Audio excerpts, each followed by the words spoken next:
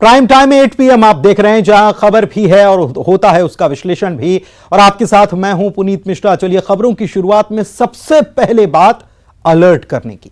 जी हां, monkey pox virus का बढ़ता प्रकोप देशवासियों की चिंताओं को बढ़ा रहा है। केरल के 3 मामलों के बाद अब दिल्ली में भी इस बीमारी का एक संदिग्ध मरीज मिला है। मरीज का इलाज दिल्ली के एक अस्पताल में चल रहा है। उधर मंकी पॉक्स के बढ़ते मामलों को देखते हुए विश्व स्वास्थ्य संगठन यानी WHO ने इस बीमारी को वैश्विक हेल्थ इमरजेंसी घोषित कर दिया है।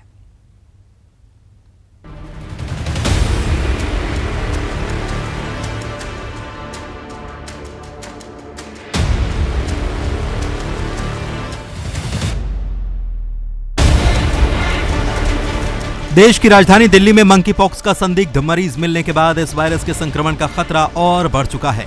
दिल्ली में एक 34 साल के मरीज में मंकी पॉक्स के लक्षण के बाद उसे इलाज के लिए मौलाना आजाद मेडिकल कॉलेज में भर्ती करा दिया गया है। मरीज के संपर्क में आए लोगों को भी क्वारंटीन किया गया है। इससे पहले केरल में मंकी पॉक्स के 3 मामले सामने आ चुके हैं। केरल के तीनों मरीजों की फॉरेन ट्रैवल हिस्ट्री भी है। मंकी पॉक्स के बढ़ते मामलों को देखते हुए विश्व स्वास्थ्य संगठन ने इस बीमारी को वैश्विक हेल्थ इमरजेंसी घोषित कर दिया है। ग्लोबल पब्लिक हेल्थ इमरजेंसी को सरल भाषा में समझें तो दुनिया भर में मंकी पॉक्स की वजह से आपात स्थिति पैदा हो चुकी है। 2 साल में ऐसा दूसरी बार हुआ है जब WHO ने किसी बीमारी को हेल्थ इमरजेंसी श्रेणी में रखा हो। कोविड का प्रकोप दुनिया भर में शांत होने से पहले ही WHO को एक और बीमारी को इमरजेंसी घोषित करना पड़ा है। मंकी पॉक्स के 75 देशों में 16,000 से ज्यादा मामले रिपोर्ट किए गए हैं। बता दें कि यह जानवरों से फैली बीमारी है। इसकी शुरुआत अमूमन वर्षा वनों से होती है, जहां से इसे घर में आने वाले जानवर मनुष्यों तक लेकर आते हैं। WHO की रिपोर्ट के अनुसार मंकी पॉक्स गिलहरी, चूहों और कई तरह के बंदरों में पाया जाता है। चलिए जानते हैं क्या है मंकी पॉक्स। ऑर्थोपॉक्स वायरस की फैमिली से ये आता है। इसी फैमिली में वेरियोला वायरस भी शामिल है। वेरियोला वायरस से स्मॉल पॉक्स की बीमारी होती है। इसी फैमिली के वैक्सीनिया वायरस से बना वैक्सीन। मंकी पॉक्स के लक्षण क्या है? मंकी पॉक्स इंसानों को होने वाले चेचक की तरह है। पहली स्टेज में संक्रमित व्यक्ति में लक्षण दिखते हैं। इसमें लक्षण में अपर रेस्पिरेटरी सिस्टम से जुड़े हुए हैं। बुखार की तरह इसमें महसूस होता है। शरीर में दर्द और थकान भी महसूस हो सकती है। दूसरे चरण में स्किन पर गांठें दिखने लगती हैं। शरीर के कुछ हिस्सों में चकत्ते बन जाते हैं और यही चकत्ते बड़े दानों में तब्दील हो जाते हैं।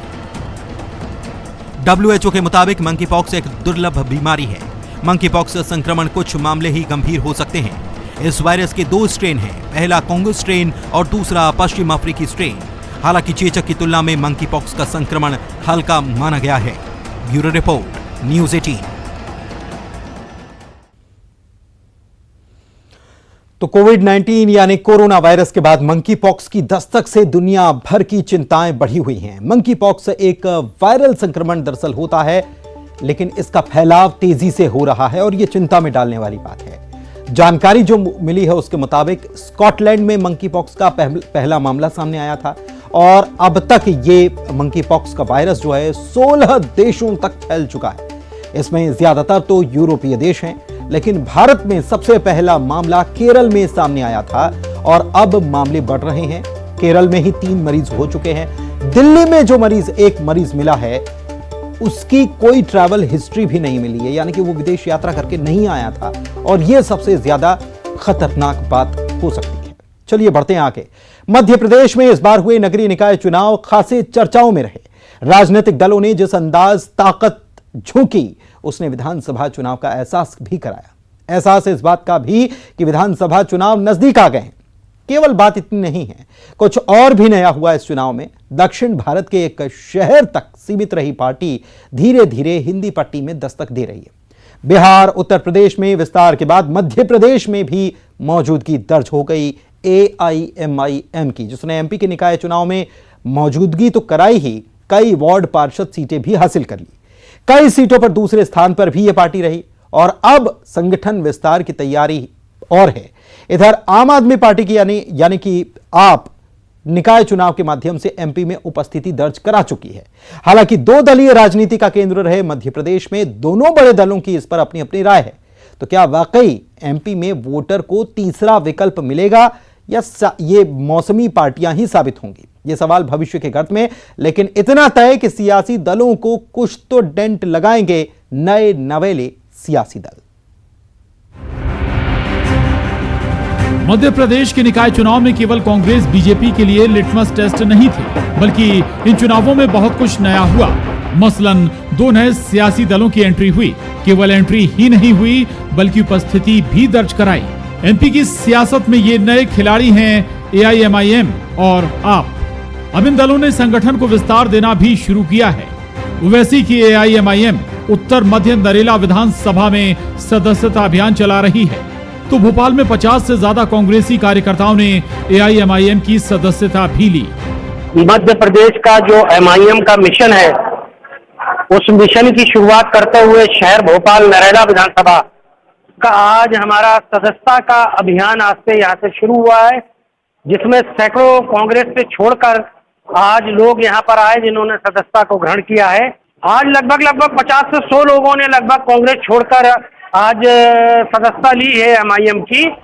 हालांकि इससे पहले भी समाजवादी पार्टी, बहुजन समाज पार्टी जैसे क्षेत्रीय दलों ने MP में आधार बनाने की कोशिश की, लेकिन कुछ जगहों को छोड़कर असर नहीं दिखा पाए। लेकिन क्या आम आदमी पार्टी और AIMIM यानी ऑल इंडिया मजलिस इत्तेहादुल मुस्लिमीन बीजेपी कांग्रेस को कोई बड़ा डेंट दे पाएंगी? क्या कहती हैं बीजेपी कांग्रेस, सुनिए।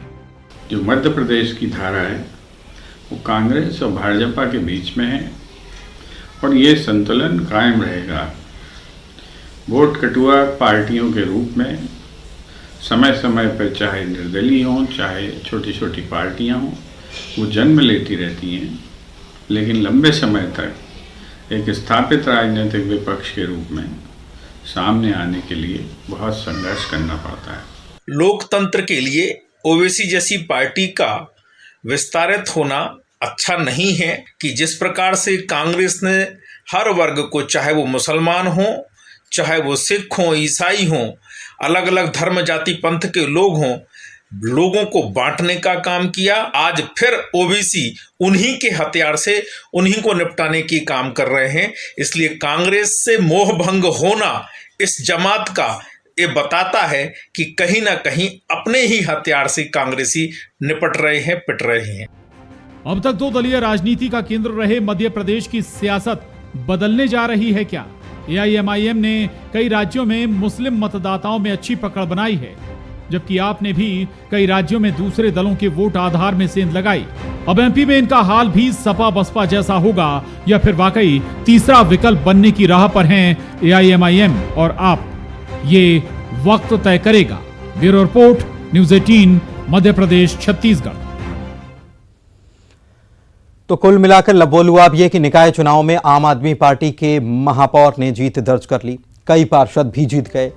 इसके अलावा AIMIM असदुद्दीन ओवैसी की पार्टी जो है, इसने भी 7 पार्षदों को जीत दर्ज करा दी। निकाय में जीत दर्ज करने में ये लोग भी कामयाब रहे।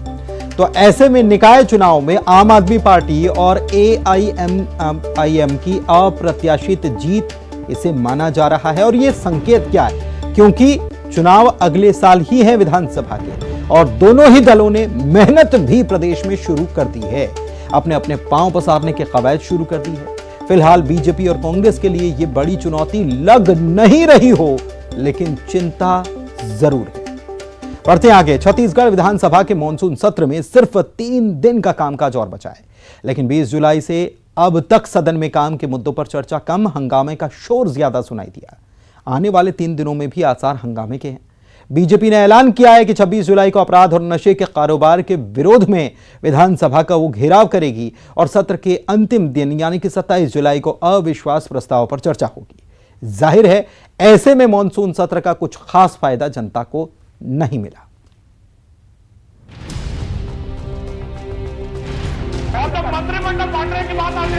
इस बार छत्तीसगढ़ विधानसभा के मॉनसून सत्र में नेताओं का हंगामा खूब दिखा है। सत्ता पक्ष और विपक्ष की तीखी नोकझोंक, बार बार विपक्ष का वॉकआउट और हर मुद्दे पर चर्चा कम, शोर शराबा ज्यादा सुनाई दिया। मॉनसून सत्र शुरू होने से पहले विपक्ष की मांग थी कि सत्र की अवधि ज्यादा होनी चाहिए। तब सत्ता पक्ष ने सवाल उठाया था और कहा था कि सत्र के दौरान सिर्फ विपक्ष का हंगामा दिखता है। ऐसे में बड़े सत्र की जरूरत क्या है? बहरहाल सत्र की अवधि तो नहीं बढ़ाई गई, लेकिन छोटे मॉनसून सेशन में ही बड़ा हंगामा हो रहा है। विपक्ष कई बार वॉकआउट कर चुका है। लगातार सदन में हंगामे का शोर सुनाई दे रहा है। अब सत्र सिर्फ 3 दिन का बचा है और इन 3 दिनों में हंगामे के पूरे आसार हैं। 26 जुलाई को विपक्ष ने अपराध और नशे के कारोबार के विरोध में विधानसभा घेराव का ऐलान कर दिया है। लोकतंत्र में मुद्दों को उठाना विरोधी पार्टियों का कर्तव्य होता है। शहर की बिगड़ती कानून व्यवस्था, प्रदेश की लच्चर कानून व्यवस्था, चारों तरफ हाहाकार मचा हुआ है। अवैध दारू, अवैध खनन, किसान मोहताज, प्रदेश के अंदर चोरी, उठाईगिरी, डकैती, हत्या कॉमन हो चुका है। बीजेपी के विधानसभा घेराव की तैयारी को लेकर कांग्रेस ने निशाना साधा है। कांग्रेस का कहना है कि बीजेपी को अपने विधायकों पर भरोसा नहीं है। बीजेपी के विधायक चाहते तो इन मुद्दों को विधानसभा में उठा सकते थे, जबकि भारतीय जनता पार्टी के 14 विधायक सदन में हैं। वो मुद्दों को उठा सकते हैं, मुद्दों की ओर सदन का ध्यान आकर्षित कर सकते हैं। उनके ऊपर अब विश्वास जता के भारतीय जनता पार्टी के रायपुर के कार्यकर्ता विधानसभा घेराव की नौटंकी करने जा रहे हैं। इसका सीधा सीधा मतलब यह है कि अपने विधायकों पे, अपने नेता प्रतिपक्ष पे, अपने वरिष्ठ नेताओं पे भाजपा का भरोसा नहीं रह गया है, इसीलिए वे विधानसभा घेराव की नौटंकी करने जा रहे हैं। और दूसरी बात यह है कि पिछले 3.5 पौने 4 साल में भारतीय जनता पार्टी कांग्रेस की सरकार के खिलाफ एक भी प्रभावी आंदोलन नहीं खड़ा कर पाई है। तो अब वे इस प्रकार की आंदोलन की नौटंकी करके अब जनता का ध्यान आकर्षित कर। उधर विपक्ष के अविश्वास प्रस्ताव पर सदन के आखिरी दिन चर्चा होनी है। ऐसे में सत्र का आखिरी दिन काफी हंगामेदार रह सकता है, लेकिन सवाल है कि सदन चलाने में जो भारी भरकम खर्च होता है वो पैसा जनता की जेब से जाता है। ऐसे में हर मुद्दे पर हंगामा, वॉकआउट और सेशन के दौरान प्रदर्शन से आखिर नुकसान तो जनता का ही होगा। अवधेश मिश्रा के साथ ब्यूरो रिपोर्ट, न्यूज़ 18। तो इस बार छत्तीसगढ़ विधानसभा का मॉनसून सत्र 20 से लेकर 27 जुलाई तक बुलाया गया, जिसमें कुल 6 बैठकें रखी गई। लेकिन जब सत्र की घोषणा हुई थी तभी बीजेपी ने इसकी अवधि को बढ़ाने की मांग कर दी थी और कहा था कि अवधि कम है, इसलिए चर्चाएं नहीं हो पाएंगी। सत्र की अवधि हालांकि बढ़ी नहीं, लेकिन अभी तक जो सत्र चला है, 3 दिनों का सत्र हो चुका है, काफी हंगामेदार रहा। काफी वॉकआउट की बातें सामने आई। विपक्ष का लगातार हंगामा, वॉकआउट चलता रहा और इसकी वजह से सत्र भी प्रभावित रहा है। 3 दिन का काम और बचा है, 3 बैठकें और हैं और ऐसे में 26 और 27 जुलाई को सत्र में हंगामे के आसार पूरे हैं, क्योंकि 27 तारीख को अविश्वास प्रस्ताव पर चर्चा होगी, 26 तारीख को विधानसभा घेराव की बात बीजेपी कह चुकी है। तो ऐसे में काम कब होगा, ये जनता के मन में भी सवाल है। मध्य प्रदेश और छत्तीसगढ़ में बारिश का सिलसिला लगातार जारी है। दोनों सूबों के नदी नाले उफान पर हैं, कहीं बाढ़ के हालात हैं, कहीं सैलाब का खतरा। आइए एक नजर डालते हैं दोनों सूबों में भारी बारिश की वजह से जो हालात बने हैं उस पर। एमपी में भारी बारिश का दौर जारी है। इन 4 तस्वीरों में आप सूबे के कुछ हिस्सों के हालात देख सकते हैं। हरदा में नदी नाले उफान पर हैं, निचली बस्तियां जलमग्न हो गईं। शाजापुर के काला पीपल में रस्सी के सहारे गांव के लोग एक जगह से दूसरी जगह जाने को मजबूर हैं। नर्मदापुरम में सेल्फी लेने की होड़ में युवक दांव पर जान लगा रहे हैं। वहीं खरगोन में उफनती कुंदा नदी को बैलगाड़ी के सहारे पार कर रहे हैं। बारिश कहीं मुसीबत बनी है तो कहीं लोग मुसीबत को खुद न्योता दे रहे हैं। राजधानी भोपाल में भी जोरदार बारिश हुई। ग्रामीण इलाकों में घरों और दुकानों में पानी भर गया। खरगोन जिले में नर्मदा नदी का जलस्तर लगातार बढ़ रहा है। ओमकारेश्वर बांध के 23 और इंदिरा सागर बांध के 12 गेट खोले जाने के बाद से हालात बिगड़ रहे हैं। नर्मदा तट के करीब गांव में हाई अलर्ट है। प्रशासन लगातार मुनादी करा रहा है। नर्मदा में नाव पर प्रतिबंध लगा दिया गया है। उधर देवास में तवा डैम के गेट खोले गए हैं। नर्मदा का पानी खतरे के निशान से काफी करीब है। एहतियात के तौर पर निचली बस्तियों में रहने वाले कई गांवों को खाली करा दिया गया। लगातार हो रही मूसलाधार बारिश के चलते सीहोर की कुलांस नदी में पानी का जलस्तर बढ़ता ही जा रहा है। बारिश के बाद जिले के सभी नदी नाले उफान पर। सड़क संपर्क टूटने से दर्जनों गांव का संपर्क टूट गया। भोपाल में कलियासोत डैम में लगातार जलस्तर बढ़ने के बाद डैम के 5 गेट खोले गए। इस नजारे को देखते हुए लोगों की भीड़ जमा हो गई। उधर छत्तीसगढ़ में भारी बारिश का अलर्ट है। सरगुजा संभाग को छोड़कर चारों संभाग में भारी बारिश के आसार हैं। बिलासपुर में अरपा नदी में नहाने गए 3 बच्चों की जान एक भिखारी ने बचाई। दंतेवाड़ा में बारिश की वजह से पुल टूट गया, जिसकी वजह से कई इलाकों से संपर्क टूट गया। धमतरी के गंगरेल बांध के 2 गेट और खोल दिए गए। जिले में 2 दिनों से लगातार बारिश का दौर जारी है। कवर्धा में भी झमाझम बारिश हो रही है। नदी नालों का जलस्तर बढ़ गया है। लोग तेज बहाव में भी जोखिम लेने से बाज नहीं आ रहे। ये चंद तस्वीरें हैं जो पूरी कहानी बयां कर रही हैं, जो बता रही हैं, जता रही हैं मॉनसून की मनमानी परेशानी बन गई है और लगता नहीं कि परेशानी जल्द कम होने वाली है। Bureau report, news 18 Madhya Pradesh Chhattisgarh. तो मध्य प्रदेश और छत्तीसगढ़ में अभी बारिश का दौर जारी रह सकता है। मौसम विभाग ने दोनों सूबों में कई जगह अलर्ट भी जारी किया है। मध्य प्रदेश की अगर बात की जाए तो 6 संभागों में अलर्ट जारी किया गया है और ऑरेंज कैटेगरी का ये अलर्ट है। दोनों सूबों में कई छोटी बड़ी नदियां उफान पर जो हैं, पहाड़ी नदियां जो हैं वो उफान पर हैं और ऐसे में लोगों से यही अपील की जा रही है कि वो बहुत ध्यान रखकर बाहर निकलें या कहीं सफर है तो उसे रद्द ही कर दें। मॉनसून में नदियों का जलस्तर बढ़ने से कई इलाकों में संकट दरअसल बढ़ जाता है, संपर्क टूट जाता है। किसानों के लिए समस्याएं खासतौर पर उन इलाकों में हैं जहां पर बाढ़ के हालात हैं, गांव टापू में तब्दील हो चुके हैं और ऐसे में प्रशासन अपने स्तर पर काम भी कर रहा है। भारी बरसात और बाढ़ के बीच ऐसी तस्वीरें भी सामने आ रही हैं जिसमें कहीं लापरवाही है तो कहीं सैलाब का सितम है। आइए देखते हैं बारिश की पूरी कहानी तस्वीरों की जुबानी।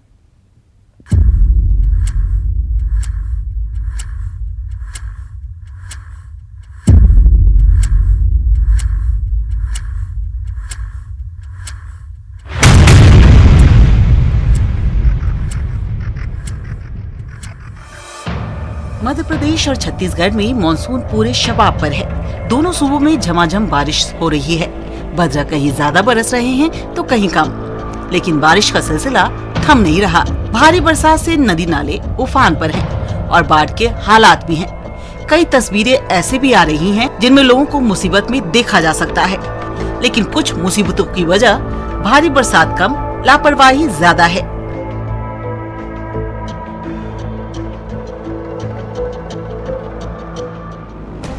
शाजापुर की इन तस्वीरों को देखिए। यहाँ उफान के बाद रपटे पर नाले का पानी बह रहा था। जाहिर है इन हालात में इस रपटे को पार करना खतरे से भरा है, लेकिन एक स्कूल बस का ड्राइवर बच्चों से भरी बस लेकर रपटा पार करने लगा। बस ड्राइवर की लापरवाही भारी पड़ी, बस रपटे में जा फंसी। ये मासूम बच्चों की जान से सीधा खिलवाड़ था। किस्मत अच्छी थी कि कोई अनहोनी नहीं हुई। ट्रैक्टर के जरिए बस को रपटे से बाहर निकाला गया। बच्चों की जान से खिलवाड़ की दूसरी तस्वीर रायपुर में दिखी। दरअसल बारिश की वजह से महादेव घाट भाटा गांव मार्ग बंद हो गया है। पुल के ऊपर करीब 2.5 फीट तक पानी बह रहा है, लेकिन इसी बीच एक निजी स्कूल का बस ड्राइवर बच्चों से भरी बस को पुल से लेकर जाता नजर आया। स्कूल बस ड्राइवर ने न सिर्फ खुद की जिंदगी को खतरे में डाला, बल्कि बच्चों की जिंदगी से भी खिलवाड़ किया। लापरवाही की दूसरी तस्वीर दिखी बैतूल में। यहाँ सपना डैम के बेसबियर के बीच युवक फंस गए। ये युवक बेसबियर के बीच जाकर सेल्फी ले रहे थे, लेकिन अचानक पानी बढ़ा और इनकी जान पर बनाई। तमाम चेतावनियों के बावजूद इन युवकों ने ये हरकत की। गनीमत रही कि डैम प्रबंधन ने सभी का रेस्क्यू कर लिया।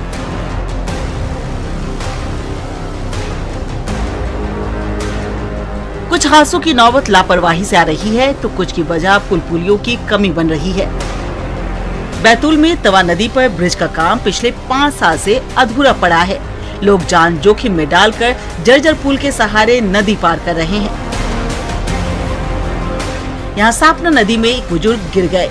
ये बुजुर्ग अपनी जान बचाने के लिए नदी पर बनी रेलिंग पर बैठ गए। वहाँ मौजूद कुछ युवकों ने जोखिम उठाया और बुजुर्ग की जान बचा ली। भारी बारिश से मुश्किलें बनी हुई हैं। नर्मदा के ऊपरी इलाकों में लगातार हो रही भारी बारिश के बाद खंडवा के ओंकारेश्वर डैम के गेट खोल दिए गए हैं। इससे निचले इलाकों के लिए खतरा बढ़ गया है।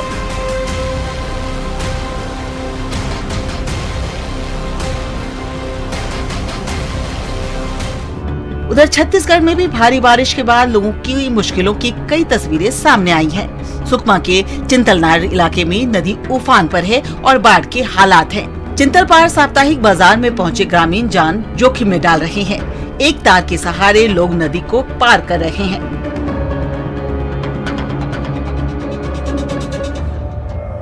बीजापुर के कुटरू क्षेत्र में बाढ़ की वजह से एक परिवार के 10 लोग फंस गए।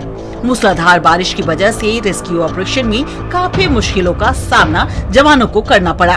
करीब 4 घंटे तक चले रेस्क्यू ऑपरेशन के बाद सभी को सुरक्षित निकाला गया।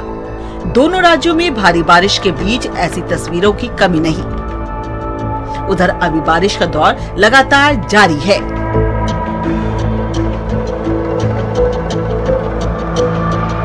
Bureau report, news 18।